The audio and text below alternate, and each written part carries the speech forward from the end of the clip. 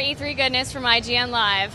I'm Naomi Kyle, and the fun isn't over just yet. We've got even more exclusive game demos to show off, so let's get right to it with Splinter Cell Blacklist. Take it away, guys. Thank you, Naomi. Splinter Cell Blacklist is one of my most anticipated games. So Max, thank you so much for bringing it by the IGN Live stage here. Thank you, thank you. So Blacklist is set 6 months after Conviction. Exactly. Another game that I loved.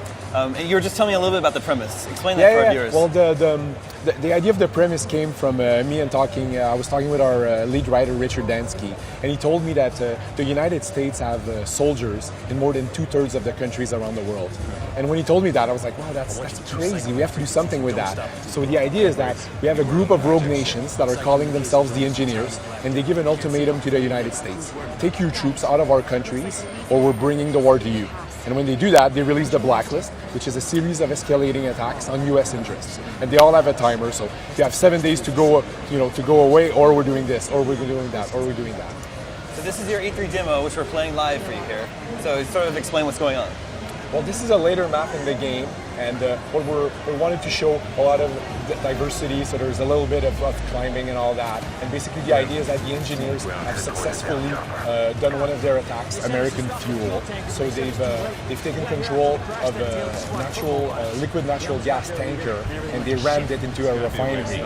So you can imagine lots of explosions. The Engineers are also hackers, so what they've done is they've used the Stuxnet type virus, and they've broken all the fire suppressant systems from the facility. So the first thing that Sam needs to do is to give control to Charlie, who's one of the team members of Fort Echelon, to the fire suppression systems, so that Charlie can help the refinery retake control of the fire. And then later on, we're going to realize that there's an engineer leader that's there that Sam's going to try to capture. So you're continuing to use that mechanic from Conviction, where your objectives are sort of displayed around the world environment. I think that looks really cool. Yeah, I think it looks great, and it's also a good way for us to not only tell the player what to do, but to attract him in the good place, in the good direction, right? So it's kind of a good way to do two things at the same time. Direct the player, give him a visual waypoint, and I think it looks great also. So here we're seeing some verticality. He's exactly. Very agile. We've made a lot of efforts on Blacklist to make Sam a lot more fluid in his actions. So we've worked on the 3D navigation. We have something we call active sprint, which is basically when you hold down the A button, Sam's going to sprint. He's going to automatically jump over objects, climb different things. Yeah, it's like I was saying, I was a big fan of Conviction, and you were saying that fans of Conviction should find a lot to like in Blacklist as well. I think we've definitely, After Conviction, we looked at all of the reviews, and we looked at the fan feedback, and we realized that there's really 3 types of Splinter Cell players, right? There's the ghost, hardcore stealth guy that doesn't want to get detected, doesn't want to be seen, doesn't want to take out anyone lethally, right? So we've added a lot of features for these guys, like dragging dead bodies, putting them in bins, the ability to whistle to attract the AI, right? Little things like that. On the other end of the spectrum, there's the action player, right? So that's the guy that wants to kick down doors, throw some grenades, do some headshots. So we've revamped the controls to make them a little bit more like other action adventure games. So zooming on the left trigger, things like that. So that as soon as you grab the controller, you feel at home. And then there's the type of player that we've kind of created on Conviction, which is the Panther player, right? The Panther player, right? So the player that he wants to be lethal, he wants to take out some enemies, but he wants to do it in a stealth, quick way, right? So that's the type of player that wants to throw an EMP grenade, turn off all the lights, and then when the lights come back on, there's 3 guys on the ground, right? I think I'm a Panther player. Yeah, a lot of people are Panther players. I think it's a good mix. It's a good balance. Do you still have Mark and Execute? Yeah, of course. We've kept Mark and Execute. I think it's a good feature. Yeah, I love it. And it's what we've done for Blacklist is that before you would earn the ability to execute only when you would do a hand-to-end takedown. And now what we've done is we've changed that into a gauge where it's split into 4 parts. If you do a hand-to-end takedown, the 4 parts are full, so you can execute. But if you just kill a guy, you're going to get 1/4 of the game, so you can fill it slowly. So the idea is to be able to, for players as they are progressing, they can have that gauge filled more often, so they can execute more often if they want. this is probably my favorite part of the demo. It's really it's showing, I guess, the core gameplay of the game, the little sandbox design that we have. So these are 4 enemies that are coming. They're a later enemy. They're the more heavily shielded, protected enemies. What's special about them is that they're super lethal. You know, they've got shotguns. They're going to take out Sam like super quickly if they enter combat. So see now Chris is using the sticky camera. He's looking around. And another thing that's special about these enemies is that you can't take them out from the front. So you need to get them from behind. I'm always stressed here because we don't know our AI is systemic. It's not scripted. So we never know exactly what's going to happen. So okay, he's going that way. So now Chris is probably going to try to get the guy from the back. He's taking his time because if he goes too fast, if he sprints, he's going to get detected. So you don't want to do that. There we go. And then he's going into human shield so that he can bring the guy, maybe kill him a bit further so that his friend doesn't see him. Right, there you go. And see at the bottom, that's our economy system. Okay. So he got 100 Panther points for a silent kill. So you know the 3 play styles that I talked about? So we're rewarding you in the game depending on how you play with those play styles in mind. So you can spend those points on upgrades? On everything. You can customize Sam's op suit, so the torso, the pants, the boots, the goggles. So here's the goggles with footprint tracking, so that's an upgrade that you can get for the goggles. And I think what's cool with the economy system is that it works on Sam, so it works on co-op, because in co-op you're playing Sam. And it also works on Spy versus Mercs, so you can upgrade and customize your spies and your mercs when you're playing Spies versus Mercs. And finally, this is cool.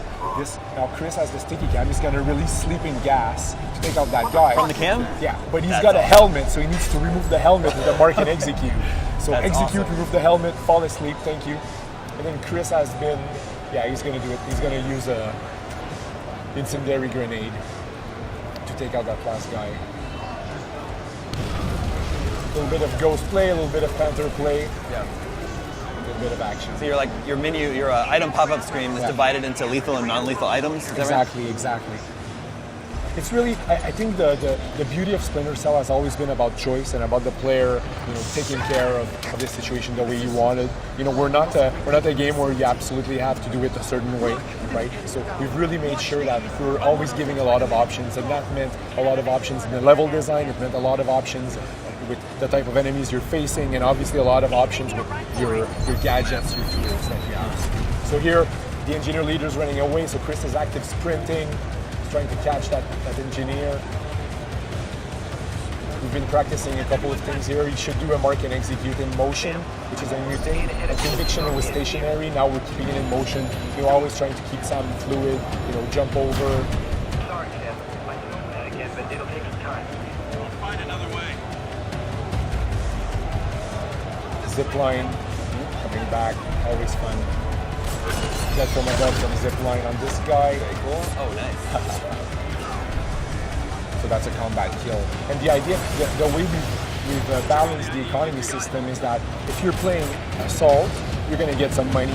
If you're playing Panther, you're going to get more money. Okay. And if you're playing Ghost, you're going to get even more money. Yeah. Because Ghost is the hardest. Sure. You need to reward the patient. Exactly. This is a hard part. So we do a death from above here. It's going to mark a guy, mark 2, and then... Whoa! We've been practicing so much this move. You have no idea how many times we died practicing this back in Toronto. I'm so excited for this game. It's great. We're escaping in an ambulance. Get the UAV up and track it. Hang on. I got this. And what's interesting in this map is that this is a map that's really about the team coming together, right? Because Sam's the leader now, so the idea is that in this map, Sam is like talking with Charlie a lot, who's the hacker of the team, and Charlie's trying to help him because he's got control of the facility. I see. Is this the demo wrapping up here? Yeah. We made a little kind of trailer at the end where we're showing single player co-op in Spy versus Mercs. Right. Yeah. Have you made any changes to Spies versus Mercs this time around? Yeah, it was the #1 requested feature from Conviction. The fans love that, and it's cool because it's asymmetrical, right? It's Spies, third-person view, like a lot of verticality climbing, super lethal in close quarter combat, versus the mercenaries who are in first-person, right? They're the guys with a lot of armor, a lot of firepower. So it's really interesting. We've got a couple of modes. We're talking about the Spy versus Mercs Classic, which is 2 versus 2. The Mercs with the flashlights, a little bit claustrophobic. And then the other one we're talking about is Splinter Cell Spy vs. Mercs Blacklist, which is 4 against 4. It's a little bit more faster pace, and the objective in those modes is the spies need to go hack terminals, and the mercenaries need to defend the area and prevent them from doing that. Very cool. That's a little bit of co-op. In co-op, you're playing Briggs, which is a new character. He's part of Full Echelon now. Play through the whole game in co-op? It's a different. It's a exactly separate mode. We've got 14 different co-op maps. Most of them are also playable in solo, so you can play single player the whole campaign. You can play most of the co-op maps solo or with a friend. And these are really made to grind if you want with the economy system, right? So we've got like different difficulty modes, and you can just jump in, jump out, and play them, and really have fun with those. How'd you fit all this stuff in the game? There's a lot of stuff in this game. There's a lot. We've got actually 3 studios making it. We've got Ubisoft Toronto, Ubisoft Montreal, and Ubisoft Shanghai working on it. I've seen all I need to see. I'm really excited for Splinter Cell Blacklist. It's out August 20th? Exactly. Excellent. On 360, PlayStation 3, Wii U, and PC. So cool. Max, thank you so much for coming by. Thank you very much. Ladies and gentlemen, sneak back to Naomi. Thanks, Damon. I'm actually a huge Splinter Cell fan, just to let you know. Thanks for the rundown. So if you need a breather from all the awesomeness, tell us what game you want to win IGN's People's Choice Award for E3. Just head on over to go.ign.com/E3 People's Choice. Or stick with us for the latest on Company of Heroes 2 coming up next.